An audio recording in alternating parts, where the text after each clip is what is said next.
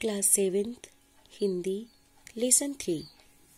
Lesson का नाम है जब मैंने पहली पुस्तक खरीदी। इसके लेखक हैं धर्मवीर भारती जी। कहते हैं पुस्तकों का भी अपना एक संसार होता है। पुस्तकें ज्ञान प्राप्ति का आधार हैं। इन्हीं के द्वारा मनुष्य की ज्ञान पिपासा शांत होती है। प्रस्तुत पाठ में लेखक ने पुस्तकों के प्रति अपनी लगन और चाह का वर्णन किया है और बताया है कि पुस्तकों का जीवन में कितना महत्व है। तो देखिए, कवि बताते हैं, बचपन की बात है। उस समय आर्य समाज का सुधारवादी आंदोलन पूरे जोर पर था। मेरे पिता आर्य समाज रानी मंडी के प्रधान थे और माँ ने स्त्री शिक्षा के लिए आदर्श कन्या पाठशाला की स्थापना की थी। पिता की अच्छी खासी सरकारी नौकरी थी। बर्मा रोड जब बन रहा था तब बहुत कमाया था उन्होंने, लेकिन मेरे जन्म के पहले ही गांधी जी के आह्वान पर उन्होंने सरकारी नौकरी छोड़ दी थी। हम लोग बड़े आर्थिक कष्टों से गुजर रहे थे। फिर भी घर में नियमित पत्र पत्रिकाएं आती थीं। आर्य मित्र, साप्ताहिक, वेदोमय, सरस्वती, गृहिणी और 2 बाल पत्रिकाएं खास मेरे लिए, बाल सखा और चमचम।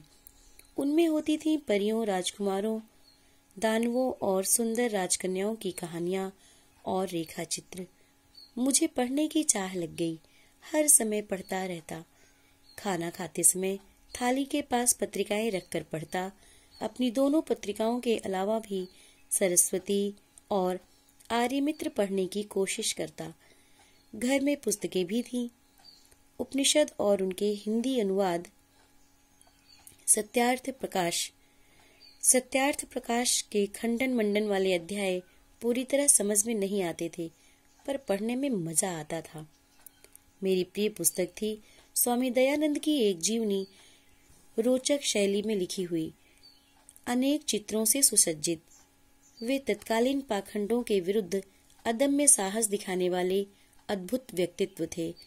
कितनी ही रोमांचक घटनाएं थीं उनके जीवन की, जो मुझे बहुत प्रभावित करती थी।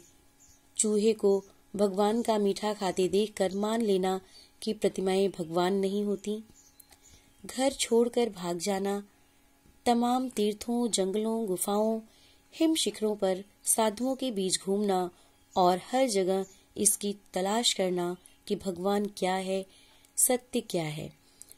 जो भी समाज विरोधी, मनुष्य विरोधी मूल्य हैं, रूढ़ियां हैं, उनका खंडन करना और अंत में अपने हत्यारे को क्षमा कर उसे सहारा देना, यह सब मेरे बालमन को बहुत रोमांचित करता। माँ स्कूली पढ़ाई पर जोर देती। चिंतित रहती कि लड़का कक्षा की किताबें नहीं पढ़ता, पास कैसे होगा। कहीं खुद साधु बनकर फिर से भाग गया तो पिता कहते, जीवन में यही पढ़ाई काम आएगी, पढ़ने दो। मैं स्कूल नहीं भेजा गया था। शुरू की पढ़ाई के लिए घर पर मास्टर रखे गए थे। पिता नहीं चाहते थे कि नासमझ उम्र में मैं गलत संगति में पढ़कर गाली गलौज सीखूं, बुरे संस्कार ग्रहण करूं। अतः स्कूल में जब मेरा नाम लिखाया गया, तब तक मैं कक्षा 2 तक की पढ़ाई घर पर ही कर चुका था। तीसरे दर्जे में भर्ती हुआ। उस दिन शाम को पिता उंगली पकड़कर मुझे घुमाने ले गए। लोकनाथ की एक दुकान से ताजा अनार का शरबत मिट्टी के कुल्हड़ में पिलाया और सिर पर हाथ रखकर बोले, वादा करो कि पाठ्यक्रम की किताबें भी इतने ही ध्यान से पढ़ोगे, माँ की चिंता मिटाओगे। उनका आशीर्वाद था या मेरा जी तोड़ परिश्रम कि तीसरे चौथे में मेरे अच्छे नंबर आए और 5वें दर्जे में तो मैंने प्रथम स्थान प्राप्त किया। माँ ने आंसू भरकर गले लगा लिया। पिता मुस्कुराते रहे, कुछ बोले नहीं। अंग्रेजी में मेरे नंबर सबसे ज्यादा थे, अतः विद्यालय से इनाम में 2 अंग्रेजी किताबें मिली थीं। एक में 2 छोटे बच्चे घोंसलों की खोज में बागों और कुंजों में भटकते हैं और इस बहाने पक्षियों की जातियां, उनकी बोलियां, उनकी आदतों की जानकारी उन्हें मिलती है। दूसरी किताब थी ट्रस्टी द यंग, जिसमें पानी के जहाजों की कथाएं थीं। ये कितने प्रकार के होते हैं, कौन कौन सा माल लाद कर लाते हैं, कहाँ ले जाते हैं, नाविकों की जिंदगी कैसी होती है, कैसे कैसे जीव मिलते हैं, कहाँ व्हेल होती है, कहाँ शार्क होती है। इन 2 किताबों ने एक नई दुनिया का द्वार मेरे लिए खोल दिया। पक्षियों से भरा आकाश और रहस्यों से भरा समुद्र। तो आज बस इतना ही, इसके आगे कल। Thank you.